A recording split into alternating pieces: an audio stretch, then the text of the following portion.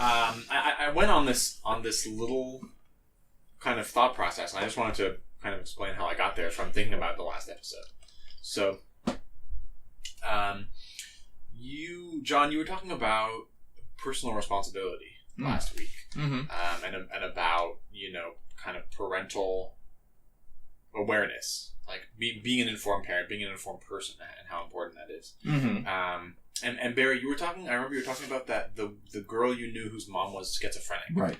And about how she was always upset. This girl was always upset, and she was always overwhelmed and trying to deal with this drama of her mother having schizophrenia.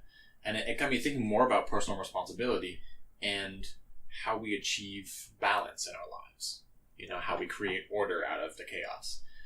And then I started thinking, I know both of you guys to be pretty disciplined people. You spend a lot of time focused on things that are important to you. Barry, it's obviously for you, it's your channel, your YouTube channel that you spent who knows how much time in your life, working on and refining. And John, I know you're always busy with projects. Right now it's with a house, but you've always been focused on your goals. And so my question is, how do you maintain discipline? Like, what do you attribute that focus to?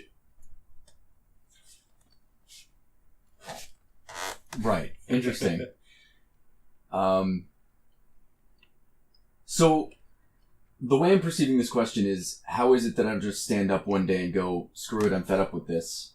How is it that I retain that passion for what I do? Yeah. I've never thought about that before. Actually, I can answer your question with a question. Perfect. How does it feel to know someone who's famous? It feels bad. Responding to a question is not answering a question. No. That's something that I've actually never asked myself. It's interesting though, because as I did talk about last time, there are certain times where I get really stressed out about the video I'm working on. You guys walked into my room and I had like a notepad up and I was working on the video that I was doing next. And that's something that I do like every day.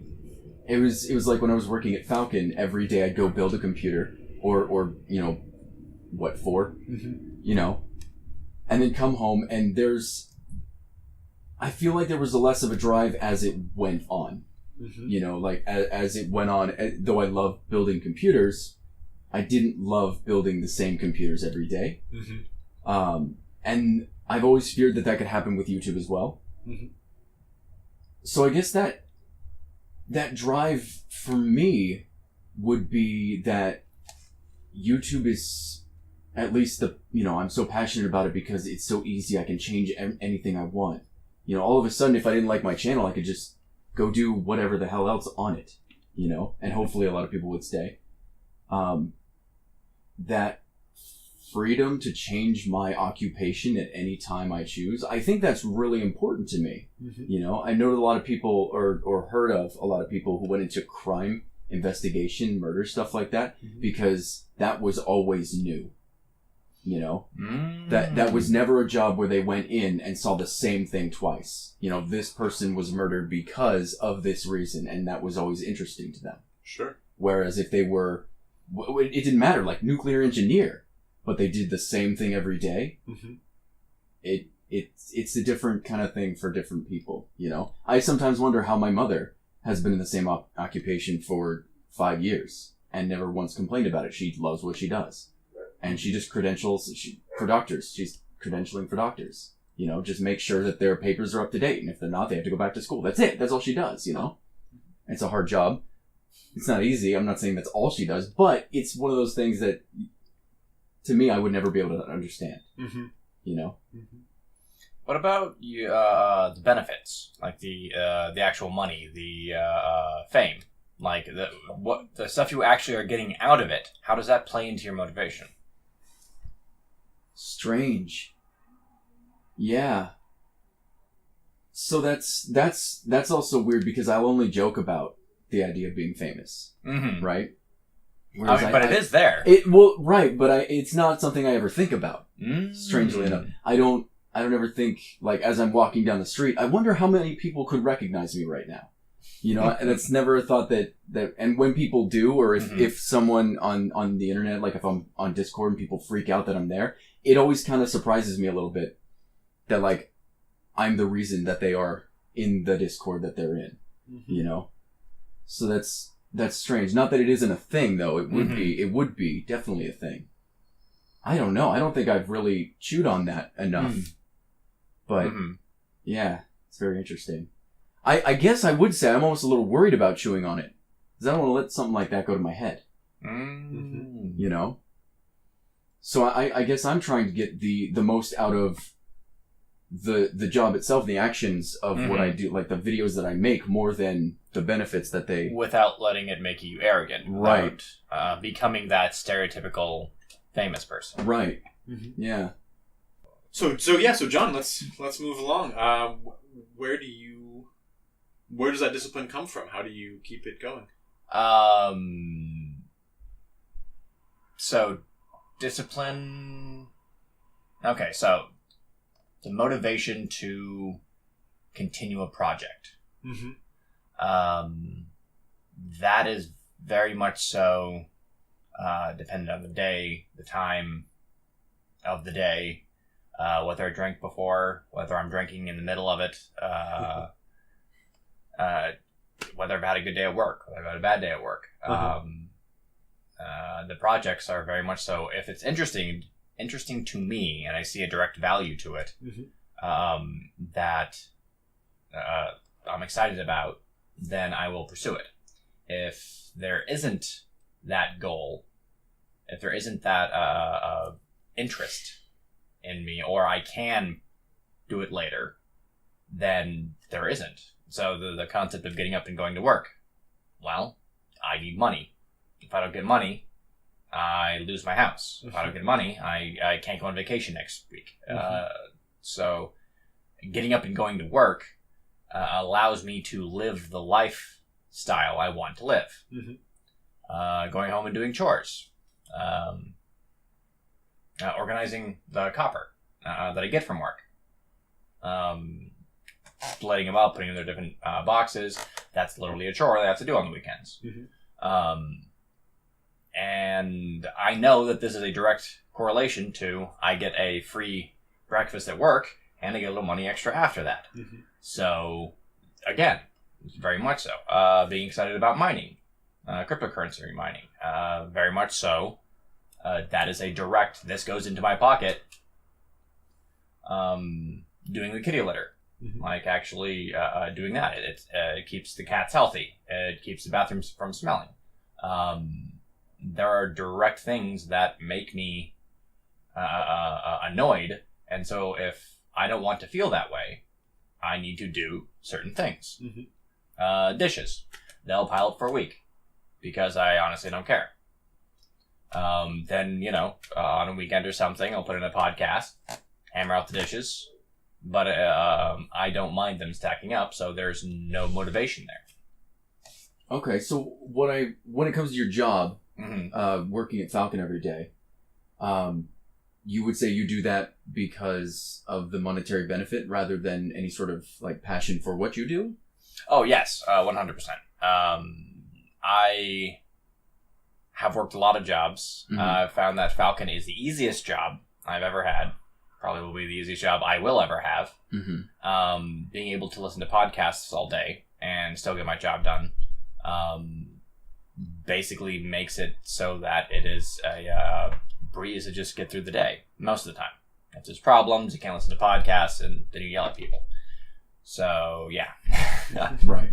But there is an interest in the sense of I enjoy learning things. I enjoy the mathematical way that you can fix things for a computer. Very much so. There are only X number of parts, and if you go through those X parts, you will learn what you're working for, what you're working with. I enjoy that in the sense of I like it more than digging a ditch. But the thing is that if I wasn't getting paid to go to work, I wouldn't go. Sure. Yeah. Of course. I think that's true for most people. Yeah, and I guess I was thinking about, like, that seems like a very adult quality to me, being able to really clearly weigh the kind of the outcomes of your actions in the future. Mm-hmm. Taking a logical perspective on things. Instead of just saying, give me a reason to care. Mm-hmm. Finding one for yourself, and being responsible for yourself. And I think it's something that a lot of kids don't experience. Like, there isn't really a lot of motivation for them to be responsible. They don't perceive a motivation to be responsible. Mm-hmm. And I find that really fascinating. And I don't know if this is true in other cultures or not, but I feel like, I hear a lot of people say that we have this generation of children now. And, the next, so of course it's always the next generation. Yeah. But it makes me think about how we raise adults, how we inspire people to be responsible for themselves, to show them the benefits of doing these things, of being a responsible, disciplined kind of person. It's interesting. It's very interesting also, because it took me,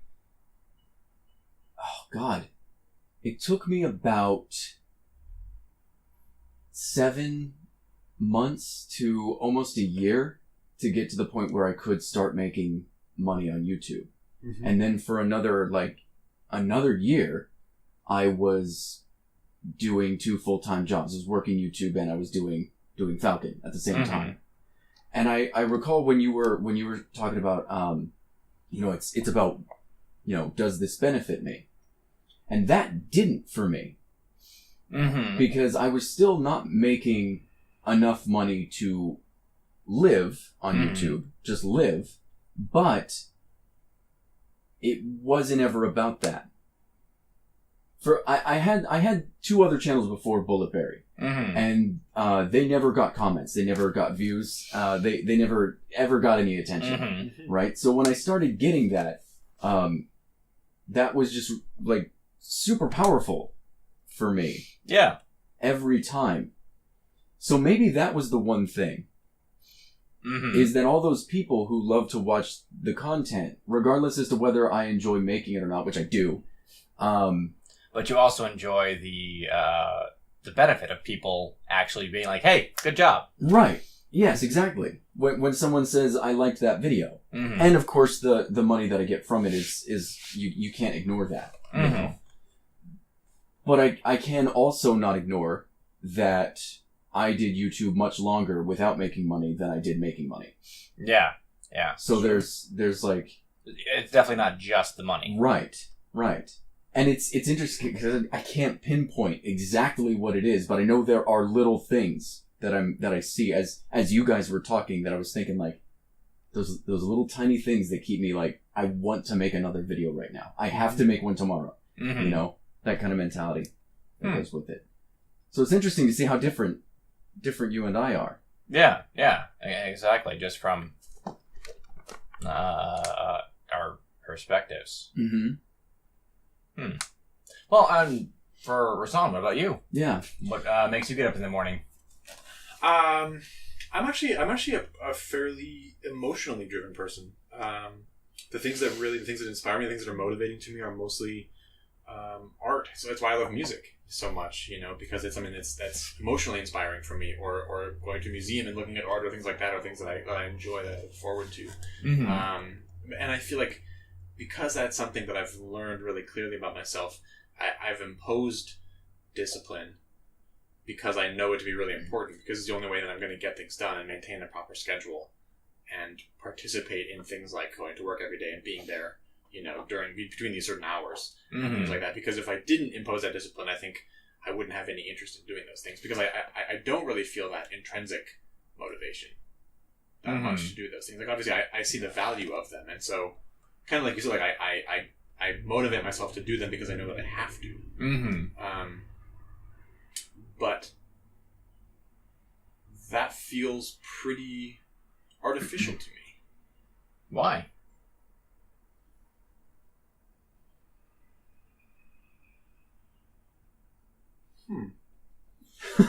The idea, what you're saying right now, just so that I'm following along, is that the idea that you would be motivated to do something just to get that reward at the end that you expect is very artificial to you?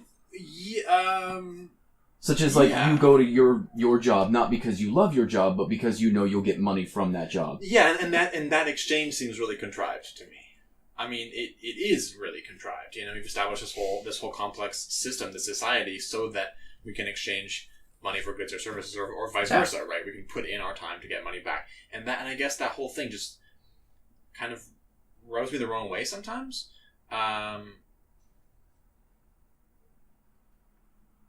And I guess to some extent, the way that it is in modern society, where it, and I you know, of course, I haven't been around in previous generations, so it's hard for me to know. But I know that in this, a lot of our time, a lot of our culture seems kind of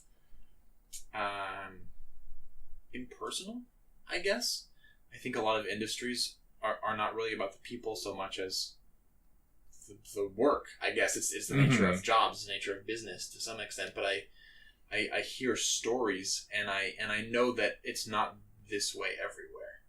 There isn't just kind of that pure exchange, you know, like prostitution. It feels like sometimes a little bit, you know, like I'm gonna give you my body for 8 hours a day, and you're gonna pay me enough to live. It doesn't quite feel right all the time to me. That was a really good analogy, actually. Prostitution. All the time? Okay, so what changes that sometimes it's okay and you can justify it, and sometimes you can't? Well, it's tough because, you know, for me personally, to the extent that working allows me to live the life that I want to the extent that I see the benefit of work, right? I think it has value.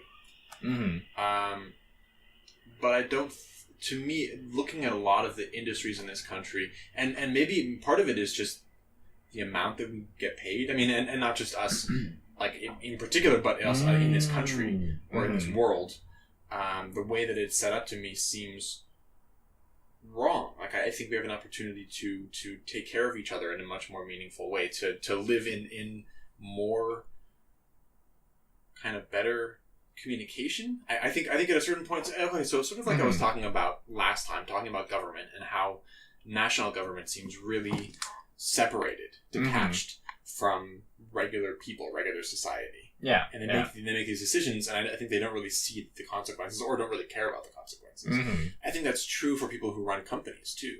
And I think the larger the company is, the bigger the problem it is. That they're not really able to see what life is like for people at the bottom. You know, have you guys ever heard about these companies that the wages for people at the top are tied to wages to people at the bottom? So if the CEO wants to get a raise, he has to give everybody else a raise too. So it removes some of this, like this selfishness, this us versus them kind of equation. You know, this cold mathematical. If I pay my workers this much, I can buy this many Lamborghinis and have this house, this mansion, or whatever, and everything will be good because all my bases are covered. I'll be rich. I can have anything I want. Who cares about what else is going on?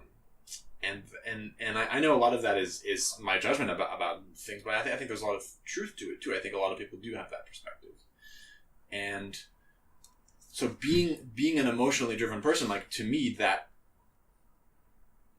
feels bad. And I think there's an opportunity to create circumstances in which people are less unhappy to go to work because they feel like they're part of a community more than just getting up and punching the clock every day because they have to survive. So while you were talking about that, what if we're working towards something instead of this is going to be the repeated process for the rest of every time, or all of our lives.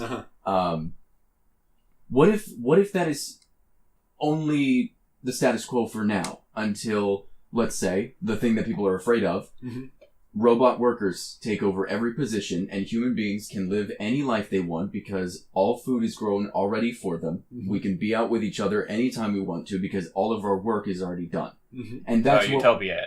And that's what we're working towards, instead of this whole idea that we're going to be in this status quo for all of eternity. Mm-hmm. Does that make you happier, or is that Well, worse? if that were guaranteed, if we had a plan saying, Right. this is what we're going to do to achieve this goal. I don't think it's a plan. That's not how humans work. We tend to just find something out and go, oh my god, we can do this. But there are opportunities for that. I mean, if we could agree on some kind of goal, not necessarily that, but certainly that seems like a cool one, you know. I think if we could agree on a goal and work like as a race, as a species, work toward that common goal, I think we could do so much more with not only with our lives but with our race, with humanity. You know, Nietzsche has this great analogy about an orchestra. And that being society, right? And everybody plays a role. Everybody plays a part, from the first violinist, from the conductor to the guy who mops the floor after the show is done. And he says all those jobs are important because all those people are working to make that performance great. You know, no matter what the bigger picture is, that there's an opportunity to work towards something meaningful, cooperatively, rather than competitively. You know, putting our heads together and saying, how can we make this better for everybody? Call me a socialist, but I think there's a lot of good in that, and I think that looking at it, I guess I feel like we could use a lot more looking out for each other instead of just looking out for ourselves.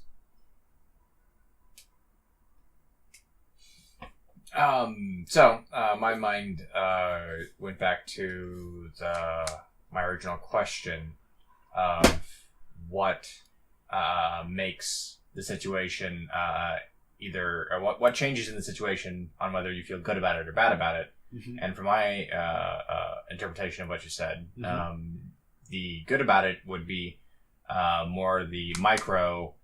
You get up, you go to work, you do your job, you get paid, you come home, and you have a fair wage. Versus the macro of, it may work for you, but there are people who abuse that situation. There are companies in the world who are literally paying people below minimum wage, or paying a minimum wage so that they'd be in food stamps, just so the company can save money and cost the government more money. So more of macro, the economics, that's what you have a negative feeling about. I mean, to some extent, I think it is the kind of the underlying perspective of capitalism. You know, the idea of competition, the idea of, the person who works the hardest or is the most creative, comes up with the best product, wins. You know, like to some extent in this system, the more cutthroat you are, the more successful you are. Yeah, very much so. And although that benefits the individual, I don't think it benefits society. Even with all the evidence to the contrary? What evidence is there? America is a leader in just about everything. And when China opened up their entire economy to capitalist ideas, they are catching up with us. Russia is still has the economy of, what was it, Massachusetts? No. Okay, so they have the entire country of Russia has the economy of one United States city. Okay. Not even a state. Like, is it New York City? Because that sort of counts as a state. Possibly. No. I'm pretty sure it's smaller than that, but it could very well be. That's impressive. And I guess I sort of think it's about understanding metrics and our goals, our intentions for it. Like, if it's difficult to describe. Like, I feel like although it may seem like we're doing really well to the extent that our country is making a lot of money, I think most people in the country don't see that money. True, but their lives are better than people in Mexico. Their lives are... We have more gadgets, we have more houses, we have more food. It's true. We might not have a better healthcare system. I think But that's our own fucking fault. it is. It is very much our own fucking fault. And I guess I see other countries that have some more socialist values, not necessarily not necessarily communist, Mm-hmm. but countries like Canada, countries like True. almost all of Europe, Mhm. that have universalized, socialized healthcare. So these countries that are starting to experiment with the stuff like basic income. They're Mhm. giving every citizen a fixed amount of money every month for no reason. They say, do with this what you will. And Mhm. so far they've been finding that people are way happier. I mean, right, you give people free money and they're happy, go figure. Mm-hmm. But the whole purpose of it is to give people the opportunity to do more of what they want. To not force them to be tied to this 40 or 50 or 60 hour a week job just to get by, Mm-hmm. but to say, here's a little something just to take the edge off, just to pay a couple of bills every month so you don't have to work your ass off quite as hard. You have a little more time to be creative or spend it with your kids or go hiking or camping or whatever. Just do what you want, be an individual. Mm-hmm. And I think there's a lot of benefit to that as opposed to buying into this idea of working harder makes you happier. Because It makes you more successful. But that's kind of my point. So people in Europe, Mm-hmm. people that I talk to, and watching documentaries and just reading stories and stuff, people get 2 or 3 hour lunch breaks, for example, like Italy Mhm. and France. Yeah. And the metrics of those people are generally that they're much happier. Mm-hmm. Their lives are more relaxed. They're not as focused on trying to get a promotion. They're not as Mhm. focused on being competitive with their coworkers or with other people they know, Mhm. friends and family or whoever. They're more focused on being cooperative. Mhm. And as a result, I think because they're more other focused and not self focused, people also wages are more normalized. So the CEOs don't make 50 times what Mhm. the janitors make. They make 10 times maybe. Yeah. And people tend to be happier. They tend to live longer. They tend to be Mhm. less stressed out. So yes, we may have a lot of money. We may Mhm. have a lot of power internationally, but to me, those aren't things that we should be fighting for. Those aren't really victories. To me, it's about how happy are our people. Mhm. How well fed are they in average? How well taken care of are they in average? Mhm. In Canada, a homeless person can walk into a hospital and get healthcare and not pay a penny for it. Mm-hmm. In the States, those people die all the time. Mm-hmm. Or they, at the very least, they don't get taken care of because they can't afford healthcare.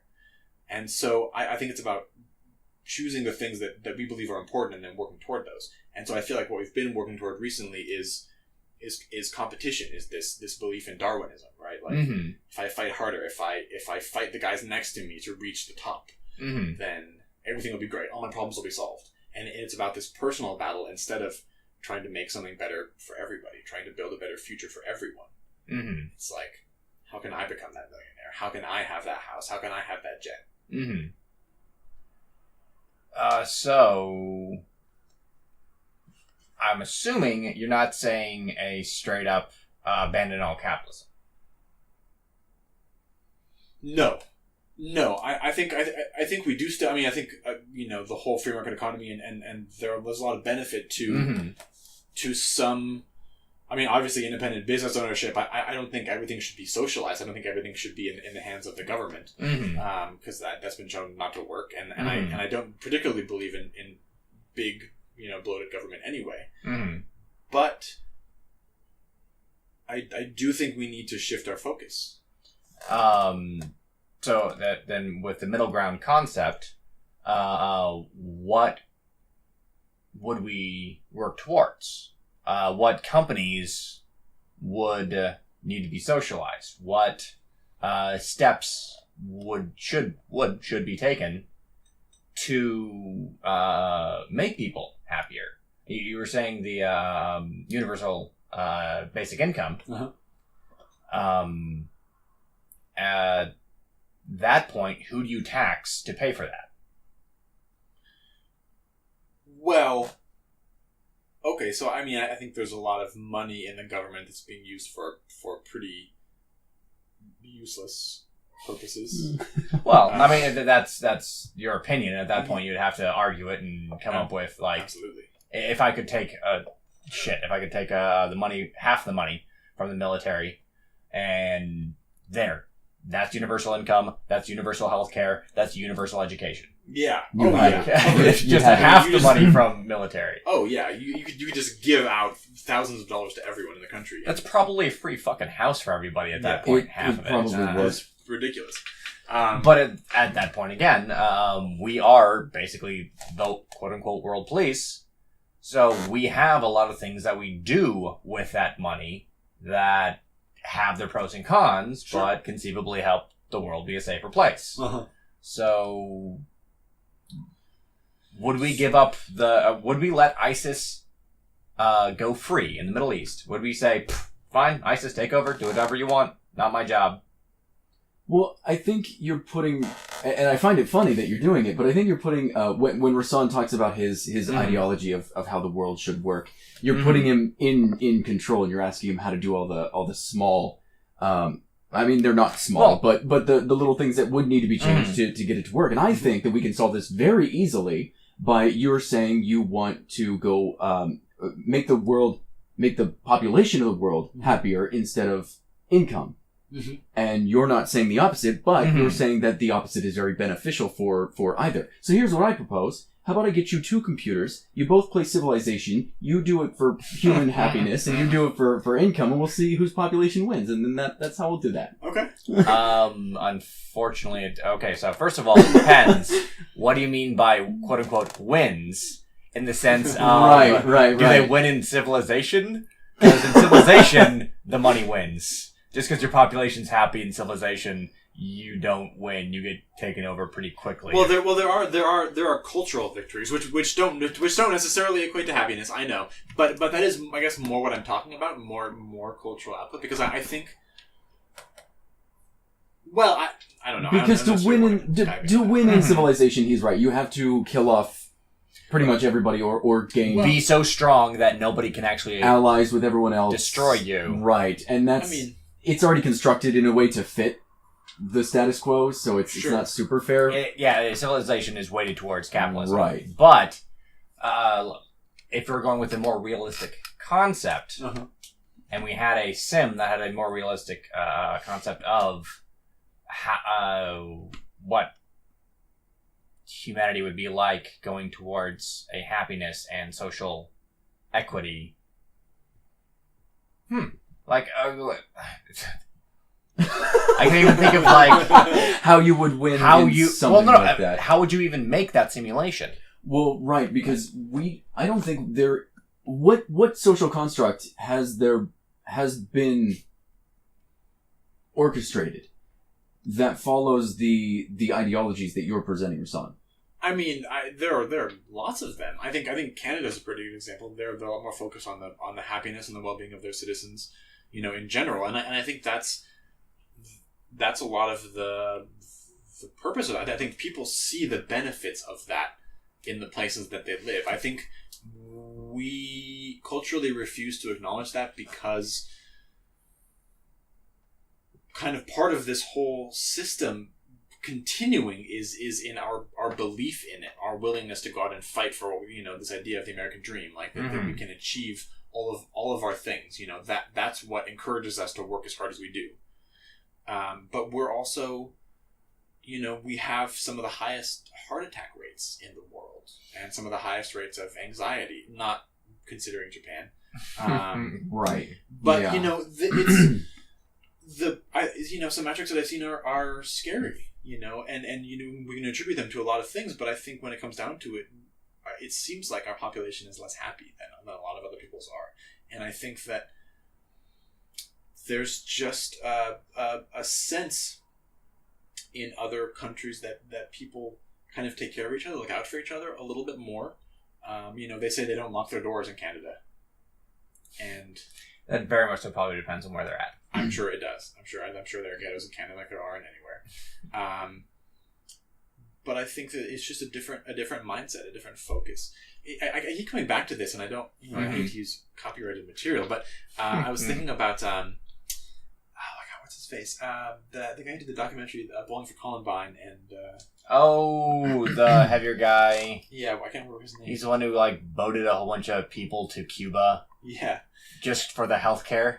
Yeah. Yeah, that And was so that was funny. He created that this documentary, Where to Invade Next, not that long ago. It was really good, I thought. And he goes to all of these different countries, mostly in Europe, and he's asking them kind of how things are different, why things are different there than they are here. And he's talking to these folks in Italy. I think I'm gonna butcher this, so forgive me. But so basically, I think he goes to like the Ducati factory or something, where they manufacture these automobiles. And he's talking to the CEO, and he says, if you pay your employees less, their employees get paid super well. He says if you pay your employees less, you can make more money. You can take more money home in your paycheck. Why don't you do that? That's the way we do it in America, and our CEOs are super happy. And the guy goes, I work with these people every day. It's important for them to be happy. It's more important for me that they be happy, that I work with happy people, than it is for me to have that extra $10,000 a year or $1 million a year or whatever the amount of money is. It doesn't matter to him. He's saying it's more important to him that he works with happy people because that makes him happy. Because he realizes that it's not just about the money, about isolation, but about creating a community that people are happy to be a part of. They want to come to work instead of just feeling like they have to because they have to pay their bills. Mm-hmm. They actually want to be there, which seems to me totally revolutionary. I mean, personally, I've never had a job like that where I was stoked. Every morning I woke up and I was like, I want to do this. I can't wait to get there, and I don't want to leave. Mm-hmm. And my belief is that that's true for a lot of people. And not to say that it's magically somehow perfect, in Canada or Europe or wherever, but I think that it seems to me that there's more a sense that people are looking out for each other. And I think that's really valuable, I guess is what I'm trying to say. Well, and I would definitely agree. The overpaid CEOs is literally a problem in the United States. What is it? 80% of the wealth created in the last 20 years all went to the 1%. Yeah. So probably terrible, or probably not accurate percentages, but majority of the wealth created in America went to the 1%. Mm-hmm. The minimum wage hasn't gone up with inflation, versus the wage of CEOs has gone up hundreds of thousands of times. Mm-hmm. Hundreds of thousands. Lots of times. Over exaggeration. And that concept, I definitely agree, is a problem. I do see people working on it, though. Like news, podcasts. People are aware of it, and they've actually tracked the CEO concept, and they are trying to bring about that more fair concept of the top of the classes. Sure, they can be more wealthy than everybody, but should they be that much more wealthy than everybody? Yeah. And I guess my next question would be, what is there to do about it then? If this is a problem, how do we solve it? I think it's about kind of refocusing. I was just thinking while you were talking, I know a guy who's a millionaire many times over, and he just keeps his money. He told me, or he said once, he has more money than he could ever spend in his lifetime, and he's not trying to spend it. Mm-hmm. He's actually very thrifty. I think that's how a lot of really wealthy people become wealthy, is they just don't spend a lot of money. They save it and they build it up and they invest, or these things. They're not letting money go. Mm-hmm. But in some ways, I think that's part of the problem. A lot of these really wealthy people aren't putting the money back. They're taking it and they're hoarding it. They're saying, "This is mine now. I'm going to put it in a bank. I'm going to invest it in property, and I'm just going to keep it and keep it and keep it and keep it and keep building my pile of cash." And so that money, until they die, or if they don't have kids or whatever, or until something changes and it goes somewhere, it just sits in their bank account or in their investment fund. Mm-hmm. It doesn't do anything. So I think if we refocus and we say, can that be put to better use? Can we recycle that and put that back into the economy? Put that back into social services? Put that back into something? Donate it to funds? Be active in pursuing social change or whatever goals these people want to see in the world, to be more actively a part of it, of sculpting society and not just hoarding money. Well, that brings me back to the concept of what we're talking about, critical thinking, and how much freedom versus forcing people to do this. So how would you incentivize or force the people who have this money and still keep a free society? Yeah, I don't have the answer. If I did, I might be a millionaire myself. But I don't know the answer. For me, it's more about trying to, I guess, articulate the goals. Trying to figure out what I think is valuable, is important, because the goals themselves are what are important to me. Determining what the goals are, and then shooting for them, and then trying to find a road to get to them. Which makes sense, definitely. You need to at least have an idea of what's going on.